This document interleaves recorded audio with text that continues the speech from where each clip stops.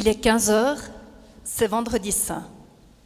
Nous voici réunis dans l'église où, au nom du conseil paroissial de Trévoessères et de l'équipe pastorale, je vous souhaite la bienvenue. Sous l'impulsion de Louis-Marc Crozat, directeur fort apprécié à la Ronde et particulièrement connu à Trévaux, notre chœur mixte s'est uni au chœur symphonique de Fribourg, à la Cecilia de Payerne et au chœur mixte de Saint-Martin pour interpréter Les Chemins de la Croix, cette belle œuvre chorale et scénique de Pierre Kéline et Émile Garda. Je remercie les autres directrices et directeurs, Lucienne Broyet, Véronique Sollet et Fabien Vollery, pour leur association et leur beau travail, et je félicite les chanteuses et chanteurs, particulièrement sollicités cette semaine, pour leur engagement. Merci de penser à eux lors de la collecte à la sortie. Il est 15 heures, c'est vendredi saint. Cette œuvre, Les Chemins de la Croix, ne se veut ni concert, ni théâtre, mais bel et bien célébration de la passion du Seigneur, passion vécue avec la sensibilité d'aujourd'hui. Je vous invite à la vivre en vous laissant porter par les récitants, les chanteurs et les musiciens, mis en valeur par la technique son et lumière.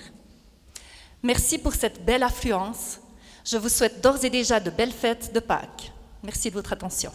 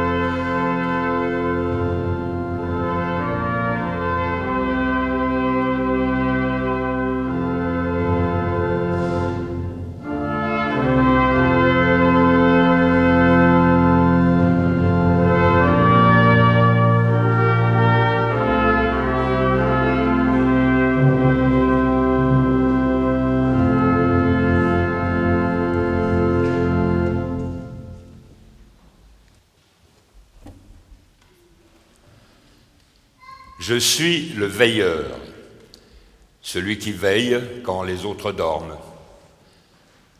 Autrefois, je veillais par amour, puis je me suis mis à veiller par habitude. La ville est derrière ses murs, on ne la voit pas, on la connaît. Dans ma tête, je peux compter les maisons et les rues.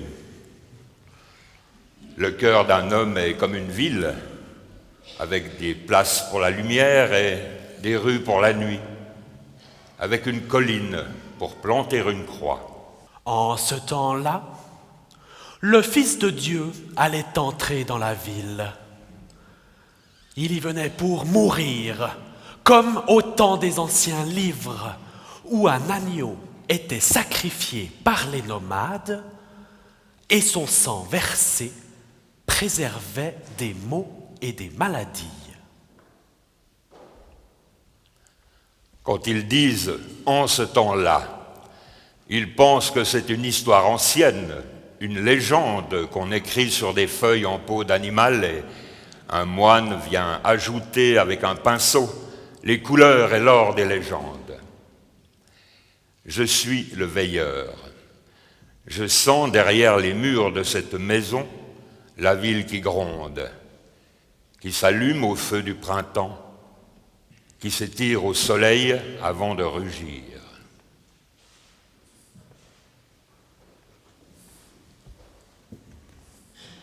Tu as vu? Les gens descendent dans la rue. Il paraît qu'il est arrivé par la porte sud sur un âne. À mon avis, il n'aurait jamais dû entrer dans cette ville. Tu crois que ça aurait changé quelque chose? Il aurait pu faire un métier comme tout le monde, qu'il aurait remarqué dans la foule. Moi, je dis qu'il ne faut jamais sortir de son rang. Si c'est un meuble que tu t'as fabriqué, tu regardes tes mains, tu choisis ton bois, et tu vas, tu ne t'occupes pas des autres. Son meuble à lui, si c'était les autres, et refaire le vieux meuble du monde au bois torturé, et redonner une forme aux arbres morts, à la terre sèche, au cœur sec. À sa place, je serais resté chez moi. Lui, il s'est mis à ta place et à la mienne. Il entre à cause de nous, à notre place. Viens! Il serait plus prudent de s'enfermer à la maison et d'attendre. Ces affaires commencent dans la joie populaire, mais on ne sait jamais comment elles finissent. Non, il faut y aller, suivre le cortège jusqu'à la fin pour porter témoignage. C'est à cause de nous qu'il vient.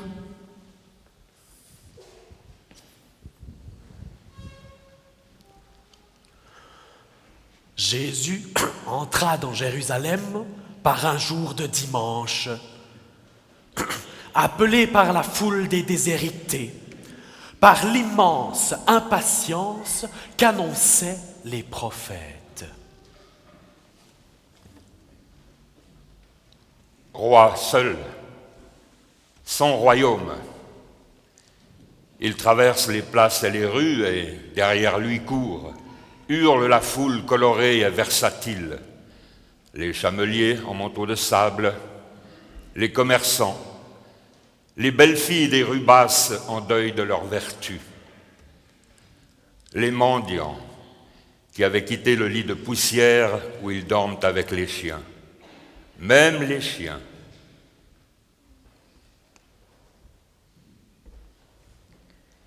Il tombe un peu ce soir de la pluie fatiguée sur les basses maisons dont vous auriez franchi, Seigneur, le seuil où dorment quelques efflanqués.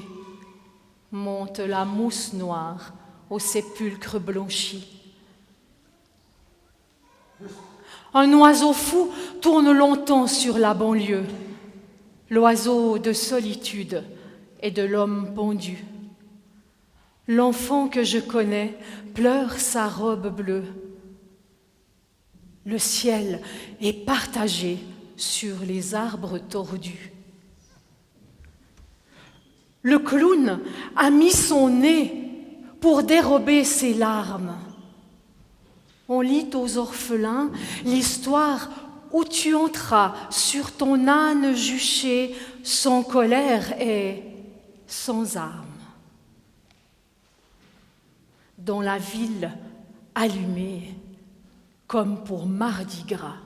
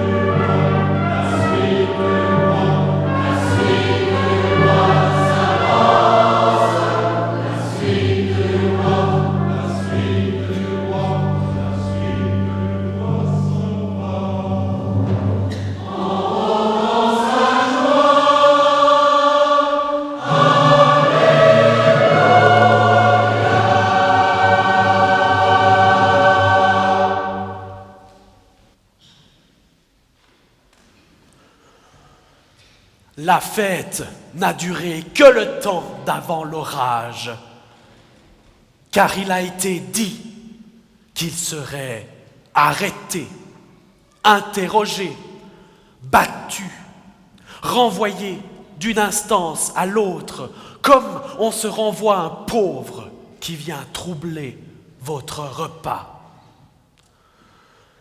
Il venait ouvrir la prison, on le traîne au tribunal.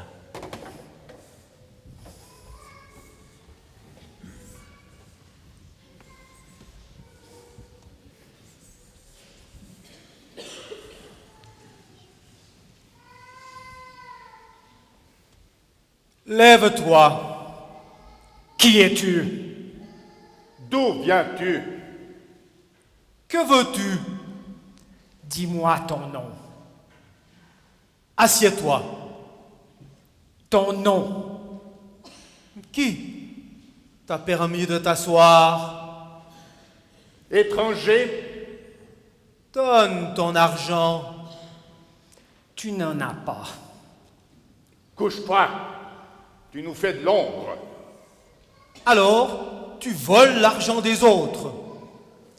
Debout. Enlève ta couronne. Il n'en a pas non plus.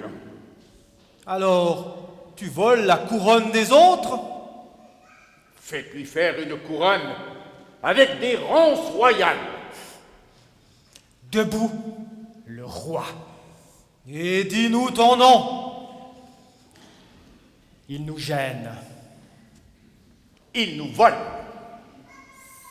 Il dit qu'il veut la paix. Il travaille contre l'histoire. C'est un mauvais roi. Il ne connaît pas la politique.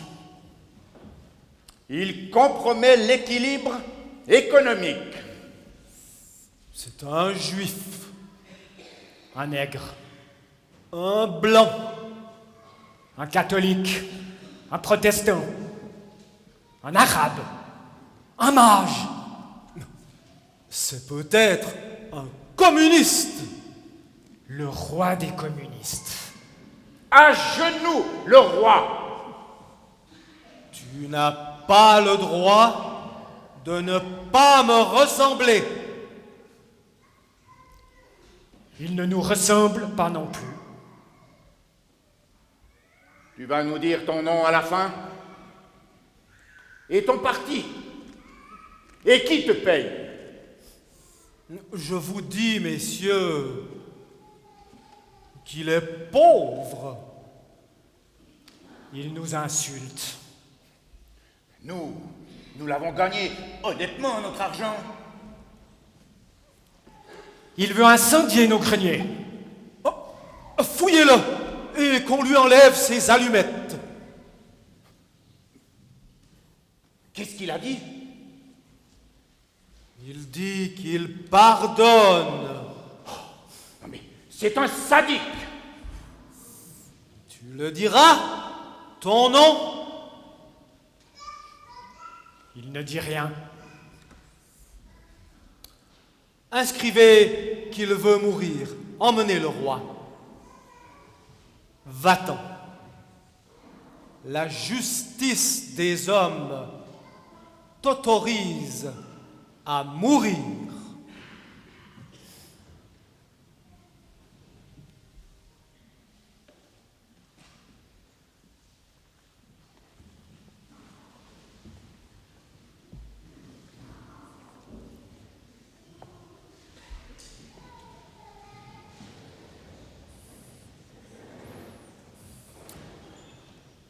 Toi, l'homme de Palestine, toi le Libanais, l'homme de Mariupol, de Tchétchénie, qui me raconte le pain non partagé, les blocages de l'argent,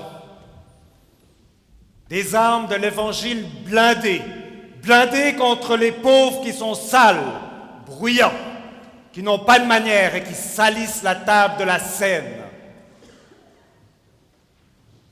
Toi qui portes encore l'invisible robe du prêtre mais qui ne peut pas trahir les plus petits d'entre les miens.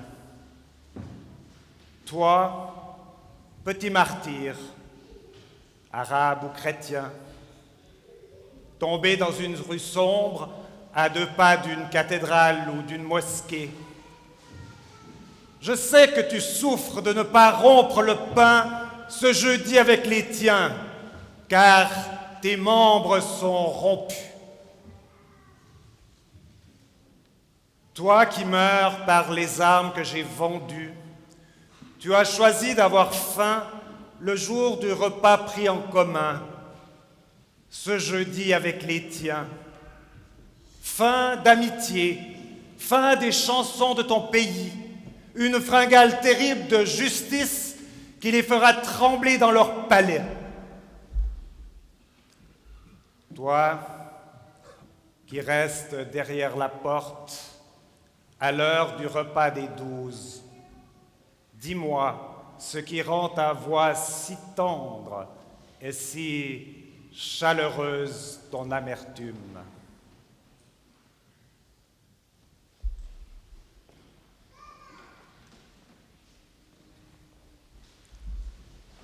Homme dévêtu, rejeté de la terre, homme dévêtu, couronné de misère, es-tu la vengeance ou le pardon? Toi que j'appelle, dis-moi ton nom. Homme sans maison, à la langue étrangère, homme sans maison qui n'a pas nos manières, es-tu de Palerme ou d'Aragon? Toi que j'ignore, dis-moi ton nom.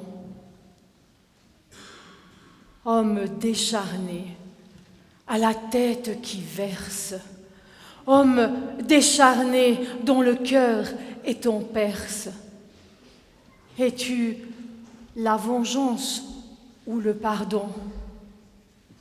Toi que j'espère, dis-moi ton nom.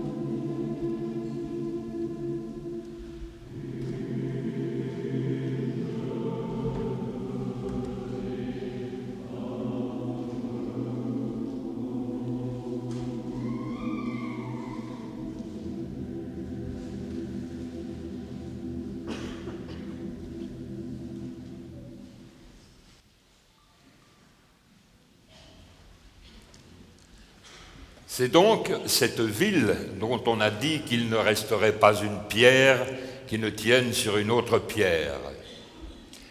Je l'aime bien, cette ville. Elle est blanche sous un ciel qui devient presque sombre au soleil noir de l'été. Elle a des échoppes où vous trouvez d'anciennes Bibles, une liste manuscrite des premiers engagés pour le percement du canal de Suez et une selle de dromadaire qui doit dater des rois mages.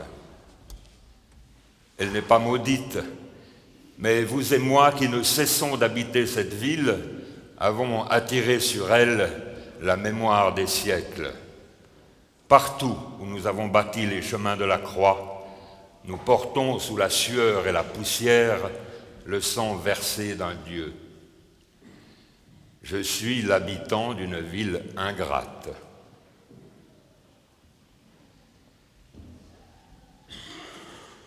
En ce temps-là, l'heure de la trahison avait sonné.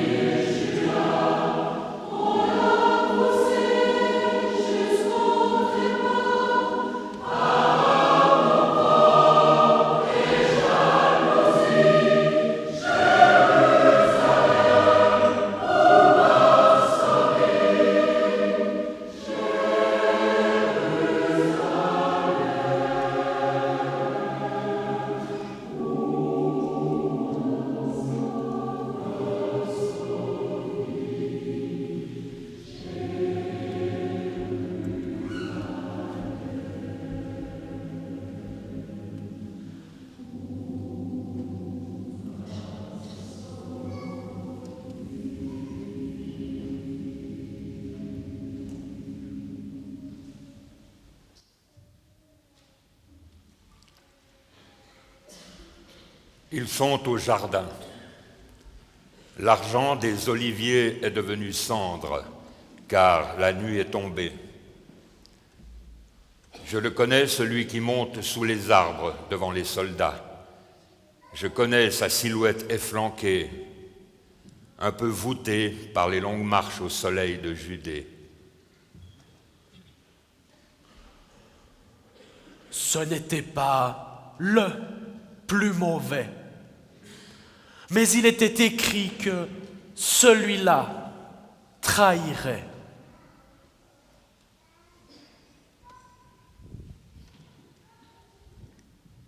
Personne n'est le plus mauvais. On est une femme ou un homme, de l'ombre et un peu de lumière, bon parfois et mauvais en même temps. Je l'ai connu, celui-là qui va trahir. Je l'ai peut-être aimé. Je l'ai peut-être trahi.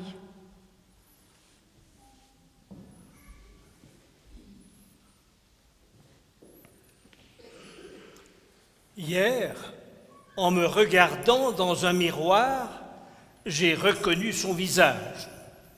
Il est tombé comme beaucoup d'hommes, mais il est tombé à ce moment-là qui était très important. Moi, c'était la veille, pour moins de 30 deniers, et personne n'en a rien su. Comment t'appelles-tu? André, ou Pierre, Jacques, ou Henri. Lequel d'entre nous est certain de ne pas s'appeler Judas? Il leur avait dit, « Celui que j'embrasserai est l'homme que vous cherchez. »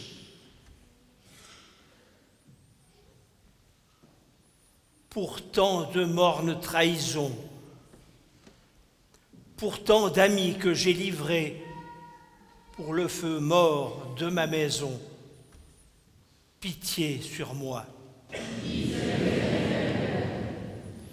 Pour ce jeune homme d'Érythrée qui a tenté la traversée et dont le corps est retrouvé, pitié sur moi.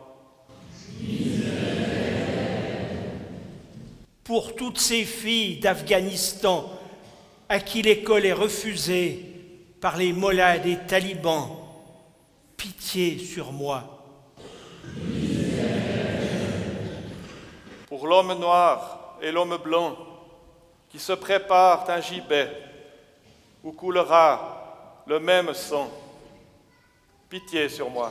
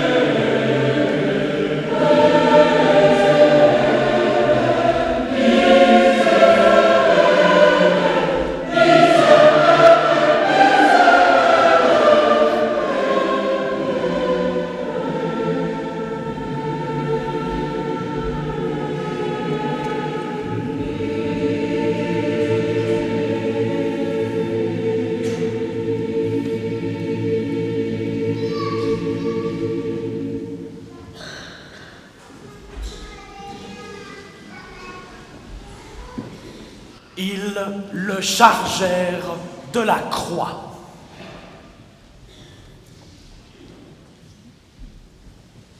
Véronique, Marie-Madeleine, les femmes de Jérusalem, et sa mère rencontrée en chemin, des filles, des femmes. Il y a en ville des hommes qui prétendent que ce n'est pas une affaire pour les femmes. Ils disent qu'il y aura du sang. Il y en a pourtant aussi à la naissance, et Marie avait souffert comme les autres, accélérant sa respiration, comme s'il fallait respirer pour deux. Jésus est un homme. Les femmes de la ville ont les mains douces et fraîches lorsqu'il faut essuyer le sang sur le front de l'homme. Il y a parmi elles des filles, des mères, des amantes. Son visage leur appartient. Elles accueillent la vie dans la chambre des nouveau-nés. Elles accueillent la mort. Ces ombres fidèles qui pleurent en silence à l'heure des trépassés. Son visage leur appartient.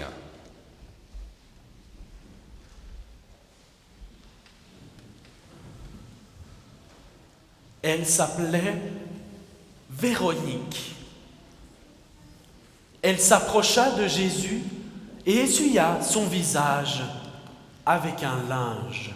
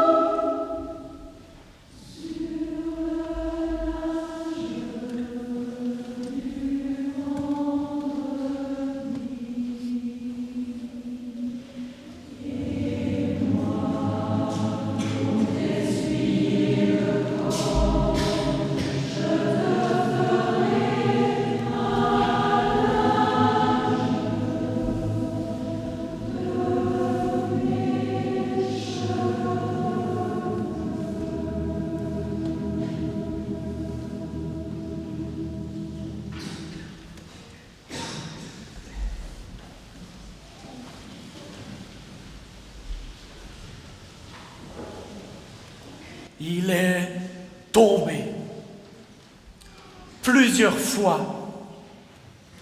puis on l'a cloué. L'arbre rouge et tordu de son corps épousait l'arbre noir de la croix. Couple foudroyé. Il paraît qu'en ville, les maisons commenceraient à trembler sur leurs bases. Un prêtre a entendu un bruit d'étoffe déchirée dans le sanctuaire. Vous pouvez être sûr qu'il se mette à douter. Un vieux disait sur la rue, « Nous n'allons tout de même pas assassiner un saint. » Il doute, comprenez-vous, et le doute profite déjà à l'accusé.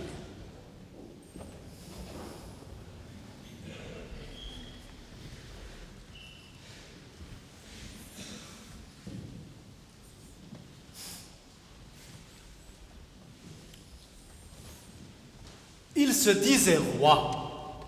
Si nous commettons un crime, ce n'est qu'un crime politique. Je dis, moi, que c'est un fait divers qui se passe en notre 33. Dans 2 siècles, il y aura prescription. Nous n'aurions pas dû l'exposer entre 2 condamnés de droit commun. C'est inconvenant. On pourra nous le reprocher. Mais j'y pense. On mettra encore ça sur le dos des Juifs. Moi, je suis samaritain. Mes descendants pourront se multiplier sans risque. Faites porter au procès-verbal que je n'ai emporté aucun de ces vêtements. Ils étaient d'ailleurs de mauvaise qualité.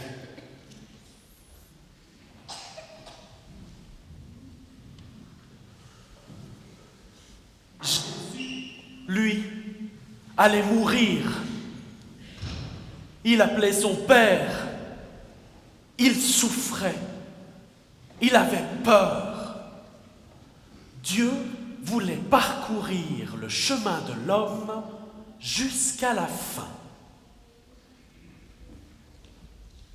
Regardez-le. Même les soldats se détournent. Regardez-le sur toutes les collines de la terre où, 2000 ans après, on continue à le crucifier. Et dites s'il est une douleur semblable à la sienne, et si longue.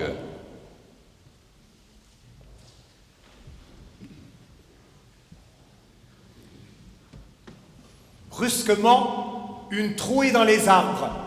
Le soleil, qui n'a pas d'ordre à recevoir.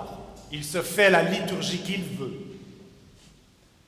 La ville hésite entre le tiède et le frais. Vendredi. Une vieille chanson pourrait rôder sans altérer la couleur de ce jour. Plus loin, sous les nuages au pan de vieux linge, l'horloge est morte. Peut-être il est 3 heures. Les gens qui ont gardé le souvenir d'une éducation sans peur ni reproche observent une minute de silence, comme dans les manifestations publiques ou après les génocides. N'aurait-il ramené que le silence? Journal du soir, un vendredi, le premier fait de printemps, mais autour, trop de jeux, de diplomatie, d'interprétations les plus habiles les unes que les autres. Le crucifié vous est livré une seconde fois, avec le mode d'emploi. Ah, le silence historique de ce vendredi-là.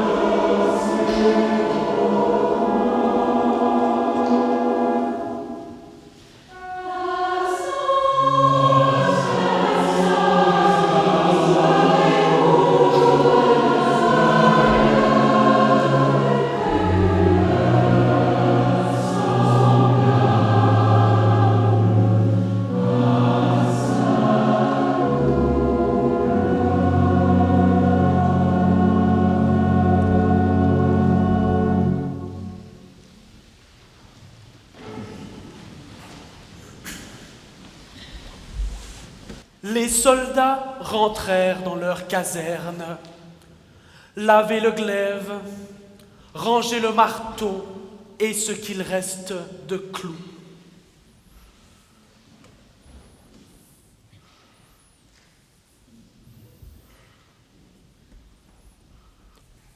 Il me semble qu'il a saigné plus que les autres. Tu deviens trop sensible. Tu crois qu'on se rappellera le nom des soldats qui ont fait le travail? Jamais. Si les soldats n'étaient pas couverts par l'anonymat, on n'en trouverait plus beaucoup.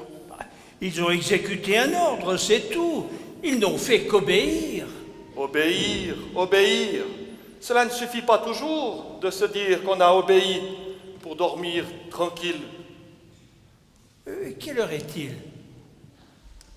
On dirait qu'en mourant, il abolit les heures. Il fait nuit. Mais ce n'est pourtant que la fin de l'après-midi. On les distingue à peine tous les trois. Ils étaient 3 contre 3. Mais eux n'avaient pas d'armes. Tu crois que les juges dorment la nuit? C'est égal. Je suis sûr que celui du milieu a saigné plus que les autres.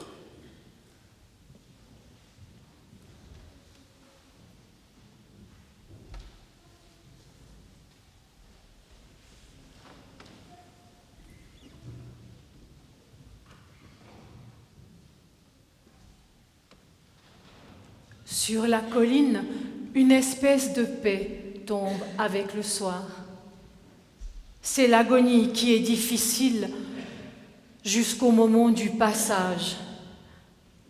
Après, bien sûr, les parents, les amis sont malheureux, mais la chose est faite. Bientôt viendront les peintres et les sculpteurs. Ils nous donneront du drame une image sereine. Dans chaque maison de la ville, il y a un calvaire, bois, marbre ou huile. On peut sortir, la maison ne brûlera pas. Les enfants continueront à respirer.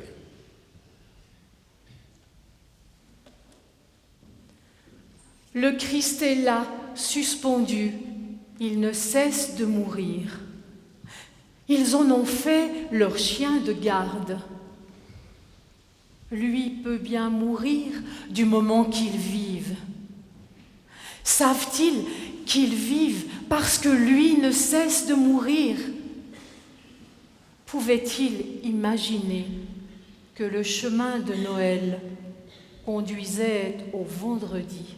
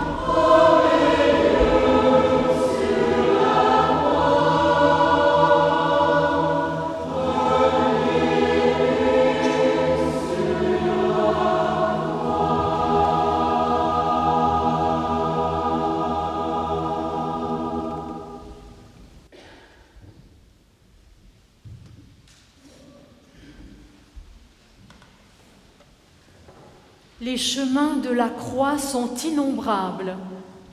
Chaque fois qu'un homme tombe, le Christ tombe avec lui. Tout en haut de la croix, Seigneur, tu entends le murmure des enfants divisés. Tu entends le bruit des meurtres qu'on accomplit au nom d'une certaine paix, d'une certaine justice. Tu entends qu'on joue ta tunique au dé depuis des siècles.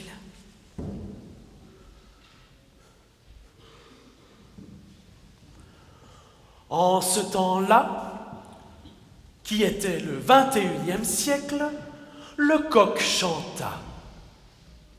Il y eut des baisers d'amitié au jardin des Oliviers et bien d'autres trahisons.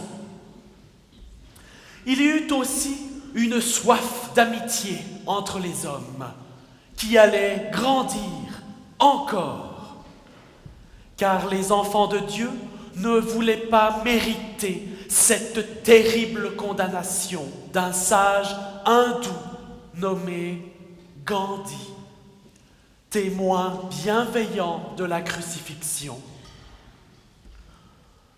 Ce n'est pas le christianisme qui est mauvais, ce sont les chrétiens qui sont mauvais.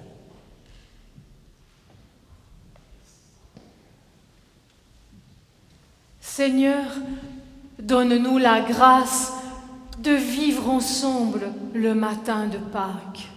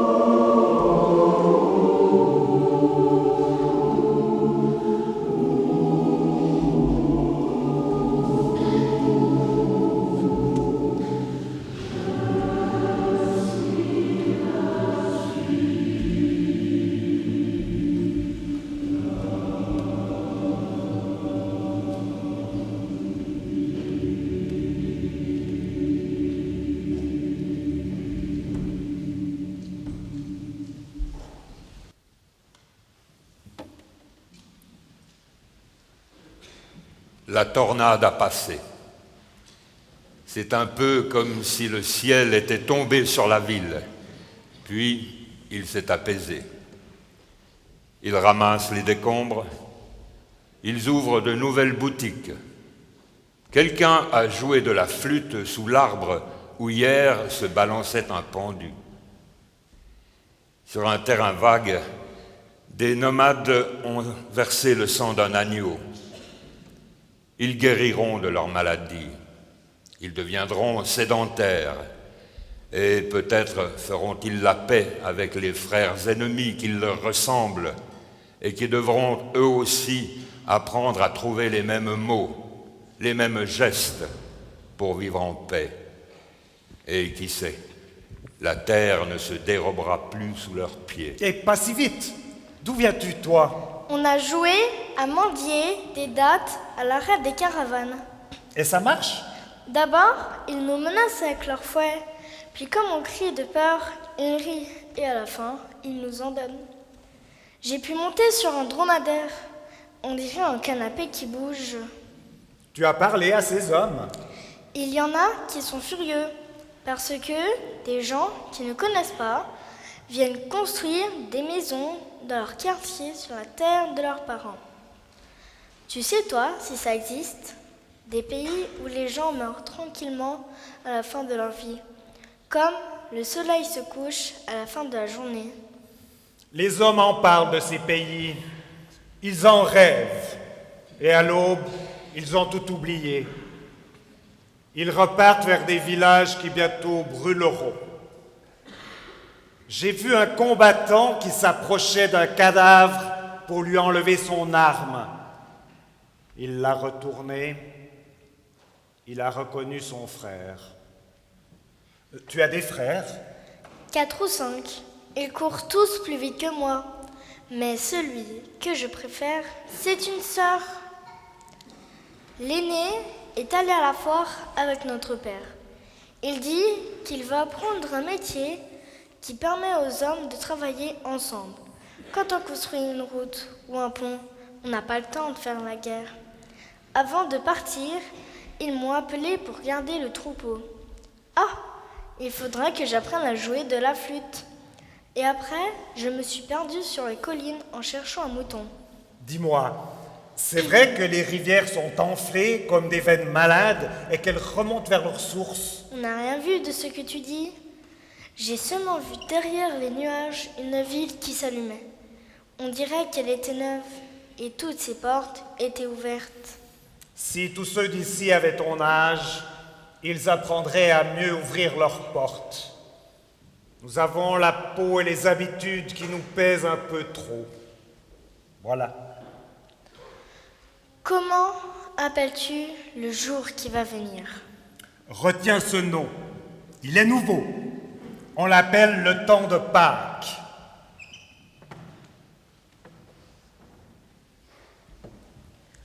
Le retour au jardin, au son des mêmes cloches.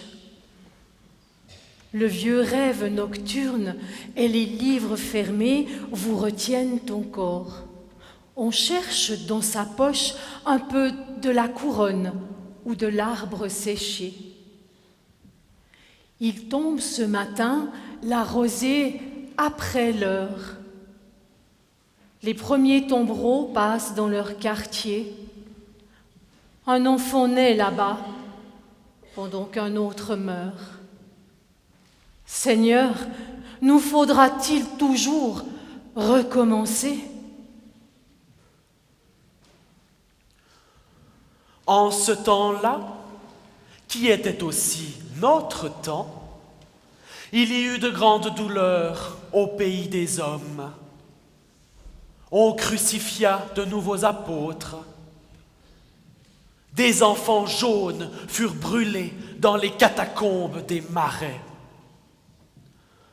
D'autres enfants de Dieu trouvèrent la mort par la lèpre et la faim.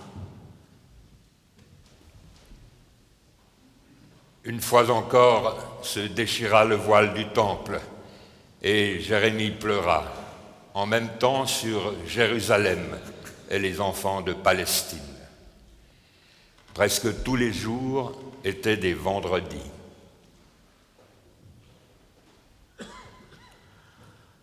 Et pendant ce temps, inlassablement, la petite cloche du matin de Pâques appelait les hommes de bonne volonté.